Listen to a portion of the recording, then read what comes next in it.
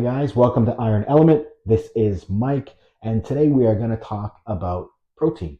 We're going to talk about what it is, about how you can get it, about how much do you need, and I'll give you some examples of how I go about my daily routine so I can ensure I get my protein. So we all know that protein is associated with muscle building. So protein is the building blocks of muscle when it needs to be repaired. So in order to build muscle, of course, you need to be resistance training. You can't sit on the couch, eat a lot of protein, and get huge muscles. That would be nice, but it doesn't work that way. So you should definitely be following one of my many workout routines that I have where it incorporates all resistance training, whether it be 3 day, 4 day, or 5 day. And you can get a lot of results with a simple 3 day plan. So that's the first thing I want to mention. But instead of just the muscle building, it does some other things. It does stabilize your sugar levels, it improves your bone density, and it does and can help with weight loss. Now, how does it help with weight loss? Well, the more protein you eat, the more you feel full and the more you feel satiated.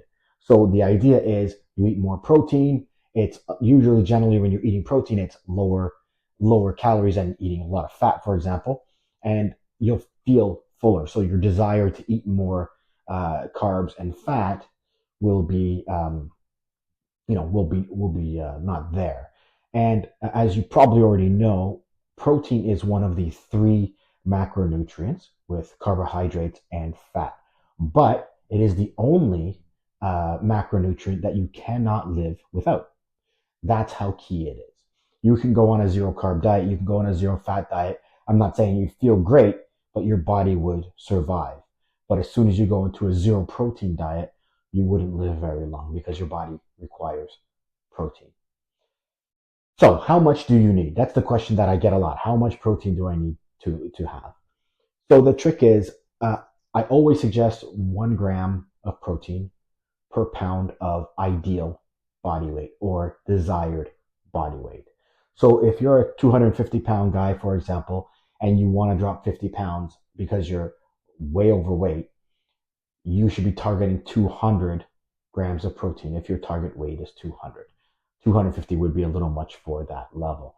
1 gram is usually a pretty good range for most people. In general, if you look at the general population, I don't have the exact numbers, but it's probably 90 to 95% of the people do not get that kind of protein intake. The recommended, I think, is for a grown man is probably 60 or something like that a day. And that's basically to keep the body functioning. And I would say that most people probably get 60, 70 a day, maybe not even. Maybe not even, depending on how much you eat um, and what you eat. Everybody turns to processed foods and fast foods, and that all has very little protein in it. So that's kind of the answer on how much I would target 1 gram per desired body weight poundage. So, for example, I'm sitting at about 185 pounds, and I'm 5'9". Not that that matters, but just to give you an idea. And I definitely aim for 185 grams or more of protein. More is not harmful. You shouldn't be consuming 400 or 500 grams of protein, but if I was to have 200, 220, there's no harm in that at all. So 1 gram is a great measuring stick for men and women.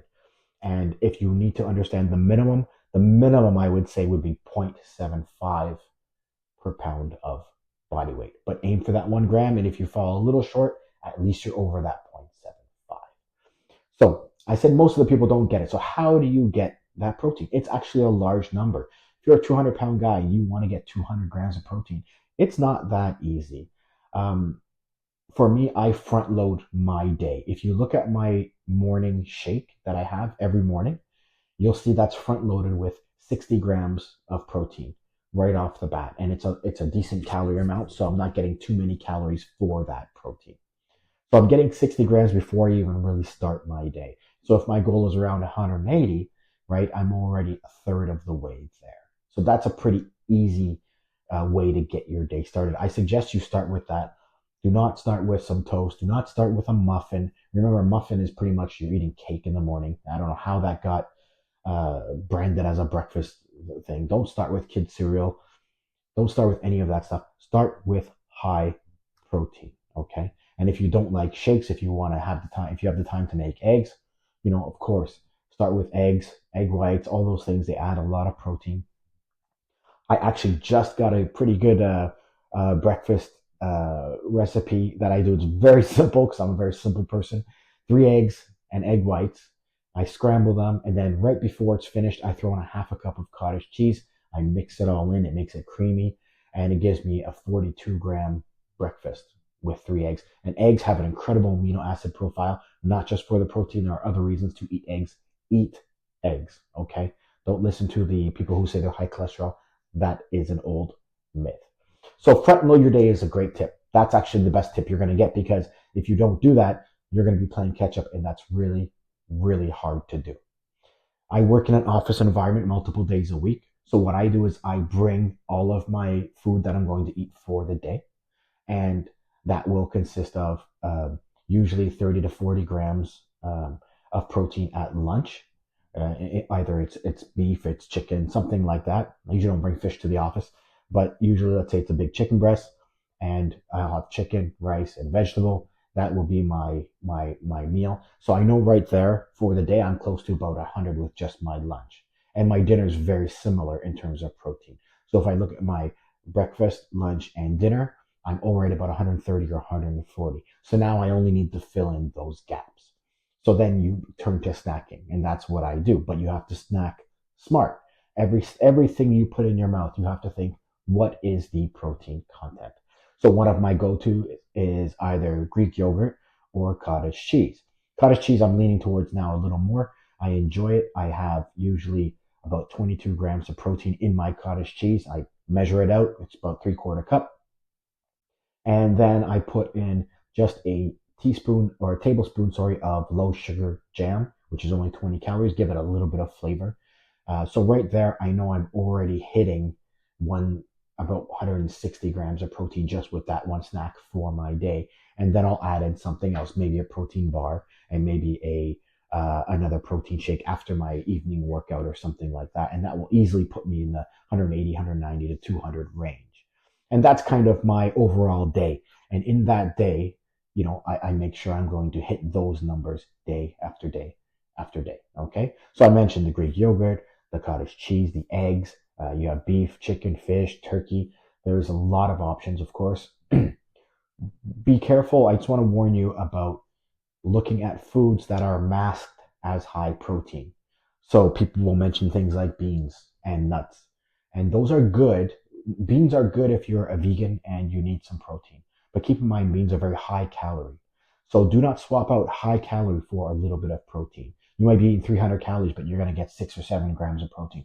That's nothing when you're looking at trying to get 200, right? If you are vegan or you like to snack on something that would have high protein, my go-to is edamame beans. I love having a cup of edamame beans. I put a tiny bit of oil in a bowl with the edamame, with a cup of edamame, and I also put a little bit of seasoning salt, and I put it in the air fryer, and it's actually really good. It tastes like kind of like you're having chips. It's actually really good, and it gives me 18 grams of protein in that one cup of edamame. So I know I'm getting that. That's usually like a snack when I'm watching TV or I'm doing something, not at the office, just at home, and it's a great go-to snack. So try to get inventive. Try to find things that you're snacking that are high protein. Another thing I like to have is there's an organic company that makes chicken sticks, kind of like the old kind of Slim Jims kind of thing, the old pepperoni sticks, but without all the extra additives. They're actually chicken that's ground and packaged into a stick, a meat stick, and all they use is a few ingredients: water, vinegar, and some spices, and it's really, really delicious. And I think it's only 70 calories, and it gives me like 12 grams of protein. So there are a lot of good options out there if you look. Once you start adding these in and you build that routine, as I talk about, routine is key. You'll pretty much be doing the same thing every day, and you're going to be able to fluctuate around that. And I'm not saying you have to eat exactly the same thing every day, but you'll have your go-tos for ensuring that you get your protein in.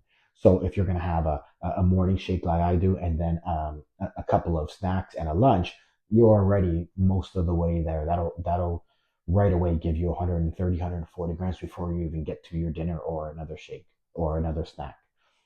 So that's my advice. That's how I do it every day. And I rarely miss my protein. It does happen. And if it happens, don't worry about it. You're not gonna lose any of your muscle gains. It's not over. Just you have to understand that the goal here is to consistently hit it. The body does not store protein as much like it does fat. It doesn't store it as easily. It uses it and it tries to build muscle with it. Okay, so you need to keep replenishing that protein day over day over day. All right, stay within your calorie allotment. Make sure you get your protein, and the rest, I promise you, will fall into play. All right, all right. Have a great day and keep lifting.